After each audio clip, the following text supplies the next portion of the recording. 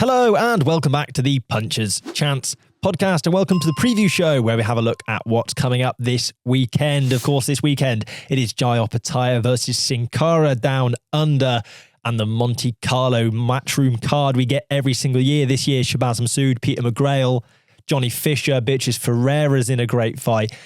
Connor Walker, Pat McCormack. There's lots of great stuff to get our teeth sunk into on that one. All that good stuff coming up. Obviously, stick around to podcast every week. Subscribe or follow us on Spotify.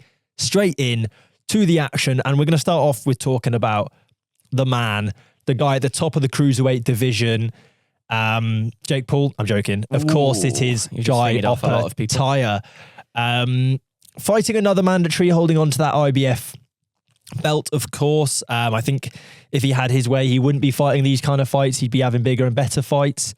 But are we expecting much of the same from Jai Opetaia in this one? It's weird because it seems like we haven't seen a lot of Jai Opetaia this year. I don't know. It's nice to see him back out in Australia again. I think that's an area, obviously he's from there and it's good that he's fighting there. But you would have thought by the end of 2025 that he would have been in a position where he was challenging. Obviously, it's a mandatory challenge on Saturday down under, but he would have been in a position where the sort of fights against Ramirez, you know, the top of the cruiserweight division, the sort of fighters that are on the similar level to him, he would be facing. So it's a little bit disappointing that we haven't really got a fight where he's getting tested or we know that his chin's going to get tested. But in the other sense, it's a bit like, okay, we can maybe read into this and go, this is Jai Opetaia saying, for now, bye-bye to Australia. And then he's going potentially stateside and all. And listen, you talked about it. He runs the cruiserweight division. You know, he's a dangerous fighter. He's a dangerous man, full stop. We talked about in the last episode about Constantine Ursu, about being quite a scary fighter to interview and talk to. Jai Opetaia is similar, but he's got probably a heart of gold, like Ursu. So it's an interesting fight in the sense of Jai Opetaia gets through it unscathed, quick sort of 2-3 rounds down under, and then begins 2025 quickly, fights Ramirez. Obviously, Ramirez may have other fighters in the lines. David Benavidez, of course, is what they want to do in May. So potentially we could have that in February, who knows? But I'm not seeing Sin Cara, I don't see causing many issues on Saturday for Opetaia because, like I said, Opetaia is the dogs of the cruiserweight division. Yeah, I think for me, Jai Opetaia can feel hugely hard done by to only be the IBF world champ. And I don't mean that in a disrespect to the IBF, but when you look at the cruiserweight division, you've got Zurdo Ramirez, WBA and WBO champion, who's fighting a light heavyweight coming up in his next fight. To presumably to defend his belts. You've got Badu Jack, who's been the WBC champion for God knows how long. I think he's been the WBC champion as long as I've been alive, it feels like. Yeah, he's fought nobody. He's been the WBC cruiserweight champion for years. Yeah. He's fighting a rematch against the guy he barely beat, who shouldn't have been a defense for the WBC title. You know, that belt should have been stripped from Badu Jack long ago and given as an opportunity to someone like Jai Opetaia. Mm-hmm. He's obviously got the Ring Magazine belt as well, but that doesn't get sanctioned in the same way as the other belts. So I think for me, he's hugely hard done by.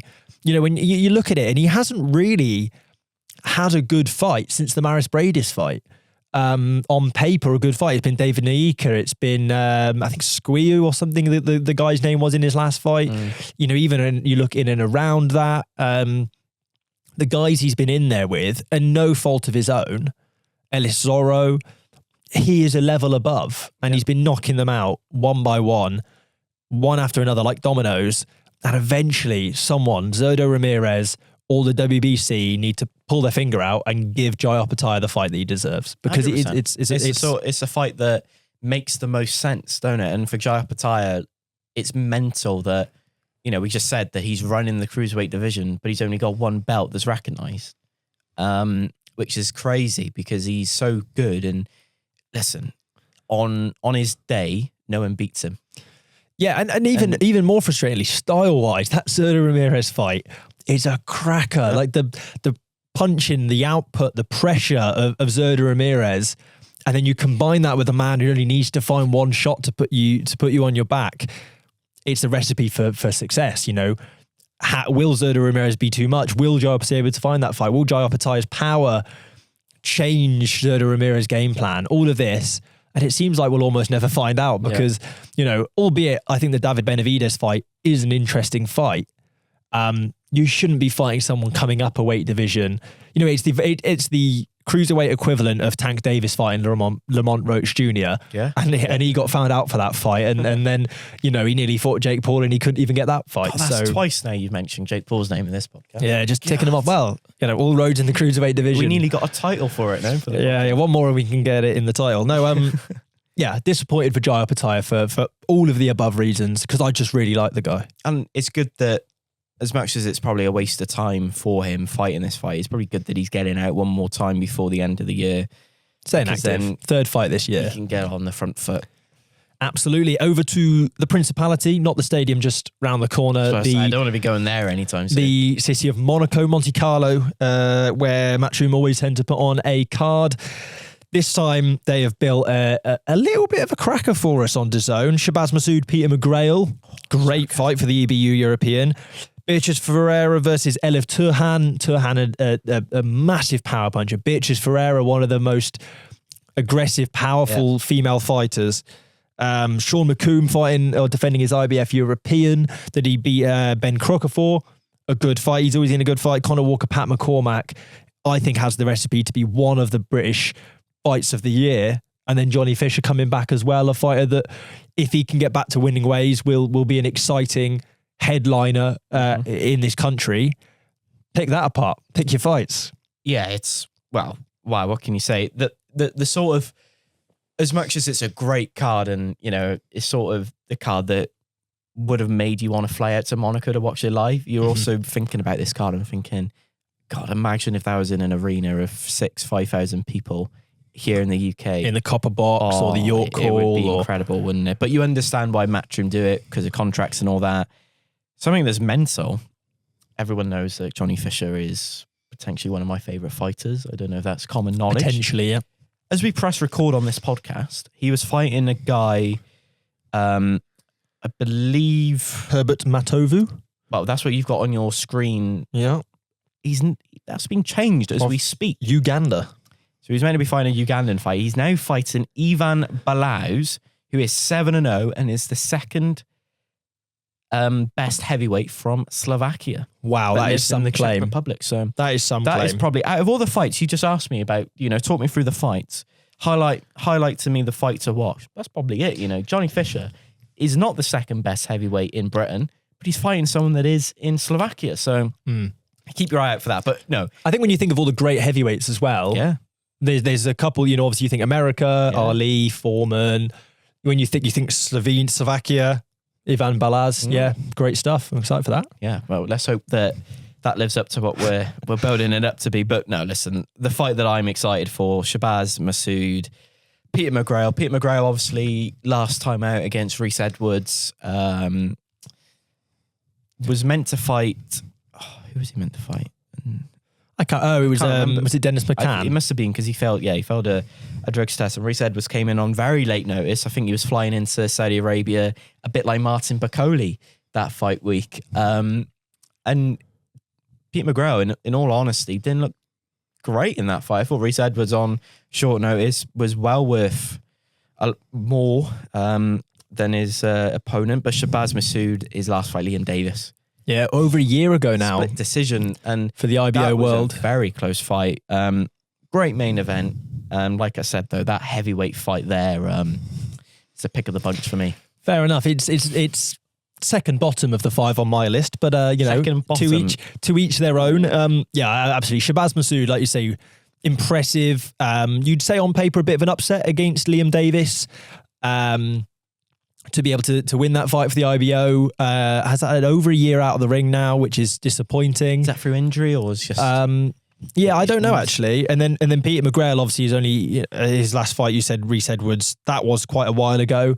So I think, you know, two exciting fighters, a really exciting fight for the EBU European, an opportunity to push on, kick on. Yeah, I'm really looking forward to that one.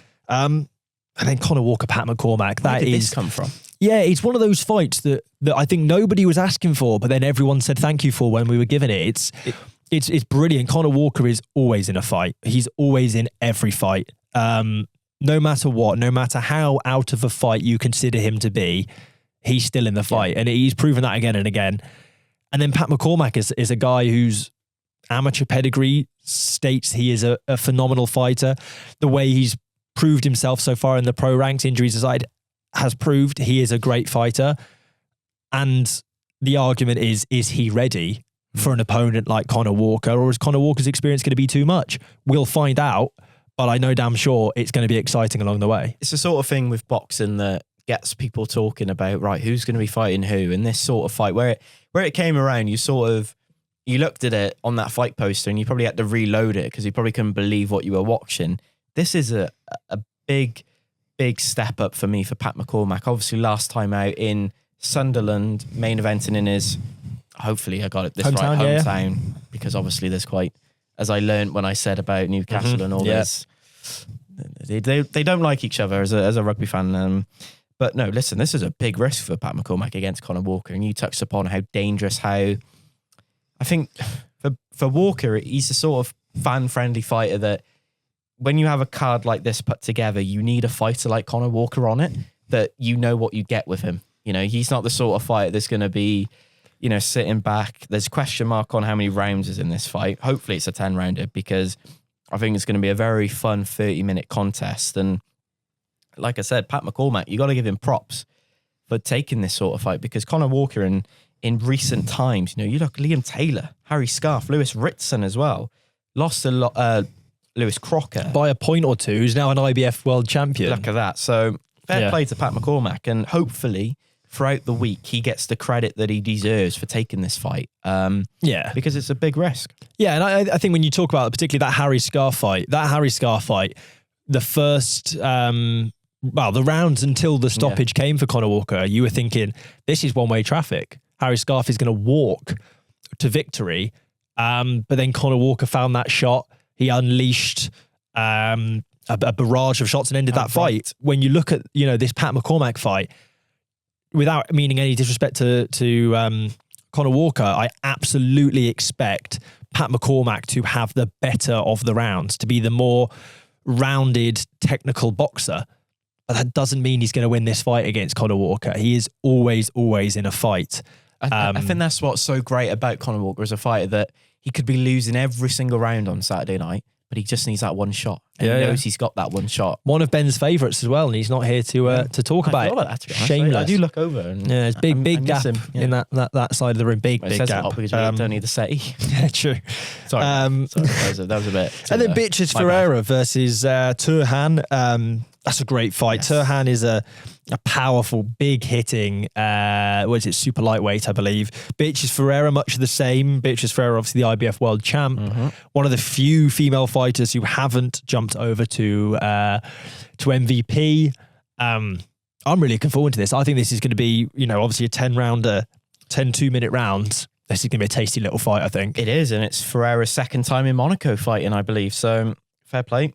Good to see her out. It's an interesting fight. We were talking before we went live. Turhan. I'm not the best with names, so I need to make sure. Turhan, great performance. I want to say she fought someone in Turkey or somewhere before this fight. I will double check for you. But she fought she fought Irish in France, but she fought Shauna Brown. Yeah, Shauna in Belfast. Brown, yeah, that was the sort of fight where I'm thinking to myself, who's this? Who is this Turkish, you know, boxer that I don't really know much about? And then as soon as that first round came along, I'm like, right. And ended. I need to know everything. I need to get behind her because she seems something special. And it was our first round, absolute demolition job over in Ireland. So yeah, fair play. It's, like you said, that's got 20 minutes of pure action. I think that first round, there's not going to be any feeling out. Do you think it goes the distance? Yes, I do. I like that. But I think it's a back and forth fight where someone starts very strongly, but takes a couple rounds off, and that's where someone grows into the fight. And then the back end of it from 7 to 10, we're going to be in for a treat. Yeah, I agree. I think that very much has the recipe. If it's not going to be Conor Walker, Pat McCormack, to be a very entertaining fight, perhaps the most entertaining fight to take place on the night. I've reworded that weirdly because we said it last week. If we say a certain phrase, then it just kills the fight. So we were avoiding doing that. Didn't we, about TKV and Did Fraser we? Clark? I didn't. Yeah.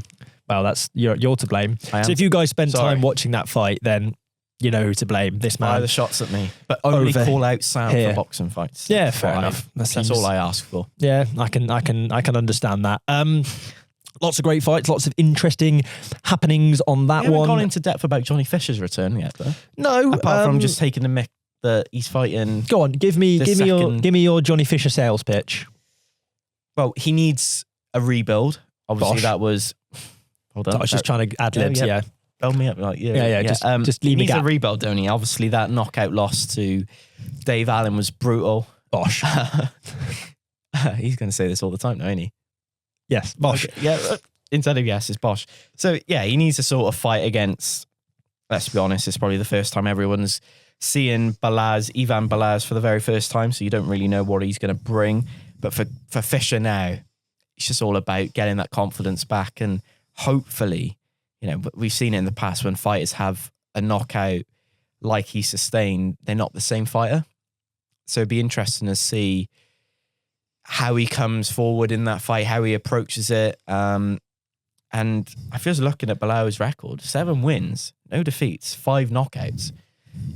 I'm just saying that they've picked an opponent here that can punch, obviously, against lesser opponents. But Johnny Fisher, he needs to show... It's the sort of fight on Saturday night where you can't go 10 rounds. I don't care what you say. You have to stop him. And I know that's probably a little bit going back on what I said about he needs a rebuild and all. It's about getting the win.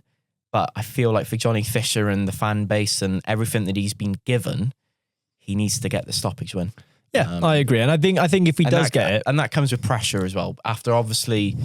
Like we said about Dave Allen, that knockout loss would have taken a lot of confidence away from him. We saw the reaction afterwards with many interviews of, him crying and all, and you don't really want to see that.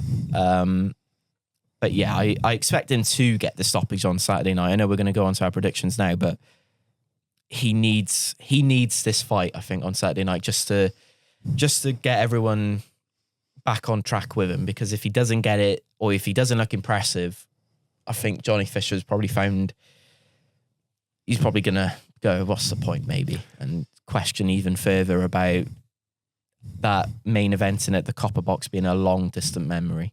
Because if you lose or if you don't look impressive on Saturday night, that's not going to come around anytime soon. Yeah, I agree. And I apologise, I was slightly distracted during that. I've just received an email to say that Shakur Stevenson is fighting Teofimo Lopez. What? On a event promoted by Matchroom on the 31st of January in New York as the headline event for the Ring 6 card. Wow. That's a pretty exciting fight. New York looking for the king of New York. Teofimo Lopez, obviously from downtown Brooklyn. Yeah. Newark's Shakur Stevenson. I like that as a fight. I think that's really exciting. I think Teofimo Lopez, the kind of guy who will come forward and look to stick it on Shakur Stevenson. We know Shakur Stevenson will have his running shoes on, so where and who will win that fight and by what means, I like it. Yeah, wow. I mean, this is a sort of fight where you're probably going to watch and probably be entertained for the first time watching a Shakur Stevenson main event. If you're having trouble sleeping, just watch Edwin Dos Santos against Shakur Stevenson in Vegas, and you probably get off to sleep after 2 rounds. Yeah, and then put Devin Haney in New York on Times Square on repeat afterwards on cue in case they haven't said where it is, so hopefully they're not doing a Times Square card again. No, I didn't. I thought we don't want to repeat what happened there because it wasn't. Get it in Madison Square Garden, the real one, not the theatre. Get it in there. Great venue. Great venue. Yeah. Or do something cool like stick it in the Yankee Stadium or somewhere like that. But I doubt that happens. That's in the Bronx, ain't it? It is. Yes, I believe so. Who wins? Early prediction. Shakur Stevenson. Shakur Stevenson points or. Yes, Shakur Stevenson points decision. I thought I'd try and get a stoppage out of him there. No, Shakur Stevenson I think will win on points. I think he's not marginally, I think he's a hell of a lot more talented than Teofimo Lopez. And I mean that in the most respectful way to Teofimo Lopez. Shakur Stevenson is phenomenally talented. I think Teofimo will cause him some problems because he's one of the more skilled opponents that Shakur has faced. Not quite as relentless as Opetaia, but certainly more skillful. Has that ability to keep coming forward. That would be my prediction. What about you, Bob? And I'm just reading some comments online. It's been actually brought together by Matchroom. It is, they're promoting it, yeah. So has Turkey Al Sheikh had any... It's Ring 6 is what the event is, so it's probably being funded by there's one Ring magazine. There's one comment here which is quite funny. Hopefully Shakur Stevenson doesn't get hurt during camp. It's very true. Yeah. You hope he doesn't. I agree with what you said. Shakur Stevenson. Yeah. Fair enough. Speaking of predictions, we're going to load up the Boxing News app where we always do our predictions every single week. We use that so we can keep track. Who won last week? Have petty competitions. Did you win last week? I don't know. I just thought I'd play with Well, you. It won't Ben because he's not here to claim it. Ben is still stuck in Gloucester, by the way. Is he? Yeah. I'm so sorry to hear that. Truly, truly sorry to hear that. I would say get up earlier. I think that's probably my message to Ben today. Too right, you tell him. So the predictions are on the Boxing News app. You can play alongside us if you want. If you want a bit of competition, obviously, if you do play, let us know in the comments of the review show every week. You do play. If you beat us, if you lost us, if you drew with us, if you didn't take part, anything, whatever you want to let us know. Johnny Fisher, this has got Herbert Matovu as his opponent. It looks like it's not going to be that, but I am still going to go for the same result I'd have gone otherwise, which is a Johnny Fisher knockout. Has to be. If he doesn't, then it's time to go. Yeah, what's the point anymore? He's got to as go, brutal blood. As it is. Conor Walker, Pat McCormack, welterweight 10-rounder, is saying on here. What is your prediction for this one? I'm going to go a Pat McCormack, a split decision win.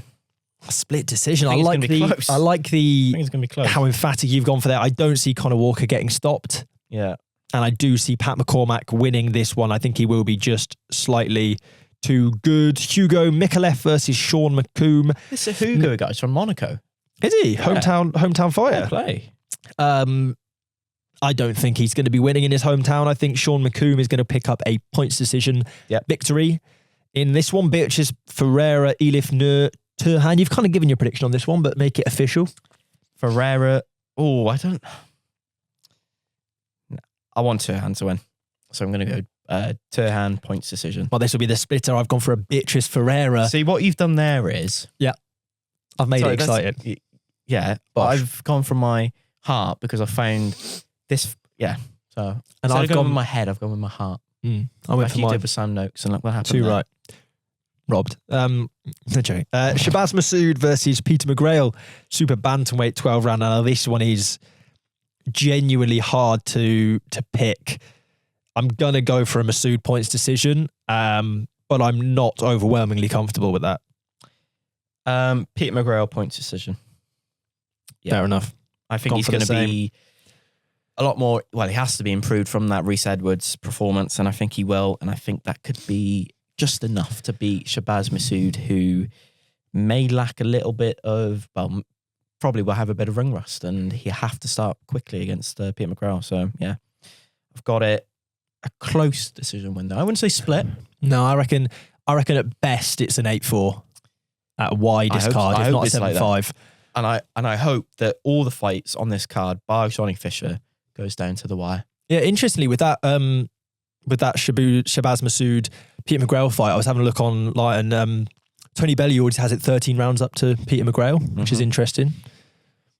Was it on talking about maths? No, Dave Allen had it level after 9, didn't he? He did have it level after 9. So yeah, maybe maths isn't his strong point. Maybe you've been punched in the head a few times. Who knows?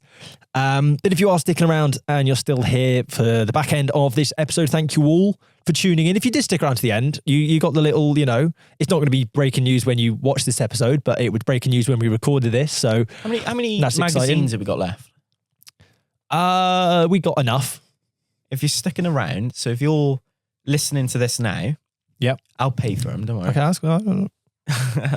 Comment Bosch, because Johnny Fisher's obviously fighting this weekend. Yeah. And we'll send you a free magazine. Yeah. I like it. Yeah. Anyone who comments Bosch under this episode gets a free magazine posted courtesy of Harry here. Yeah. Obviously, I'll do the posting. He'll do the paying for the posting. Cheers, mate. Or we could just invoice Ben for not being here. Does that seem fair? Should we just say that Ben has to do it because he can't argue right now? Yeah, Ben will hand deliver them, courier to your door.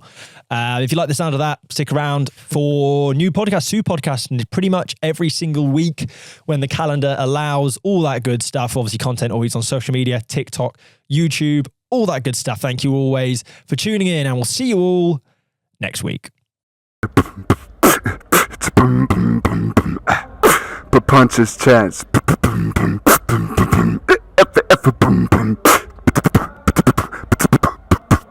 Punches chance podcast.